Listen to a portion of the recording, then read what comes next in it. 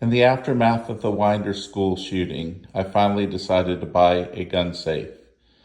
I didn't want any rifle that I own to ever be used to shoot children and teachers in a school or shoot up a hospital or something else.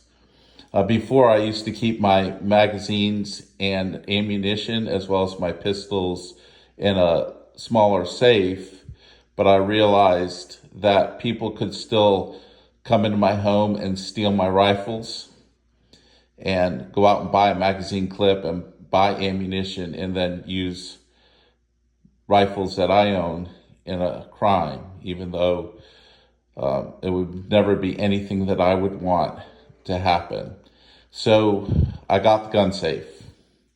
And I guess my challenge to all those of you out there who are gun owners is to ask you, what are we doing to make sure that our rifles, our pistols, aren't being not only accessed by criminals who may steal them, but maybe mentally unwell family members and others who may be in distress and we don't even realize the distress they're in.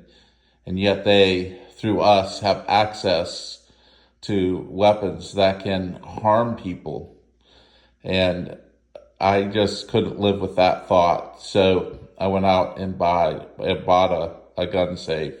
Not only now is my ammunition and magazines locked up, but the very rifles themselves that I own. I'm not going to show you what I own because that's not the purpose of my channel. I do want to say, though, that I don't own any AR-type platform weapons, Armalite or AK kind of platform weapons. Mine are hunting weapons, hunting firearms, hunting rifles, long guns mainly, that I use for hunting. I do have a couple of pistols for self-defense, but I am a military veteran who was trained in the use of firearms. But again, I don't think it is good for us to be so lax and not very concerned about the security of the firearms we own. The Second Amendment is a blessing in this country. Other countries don't have that, and we need to treat it as a privilege and stop thinking of it as a right that we can just be haphazard and lackadaisical with what we own.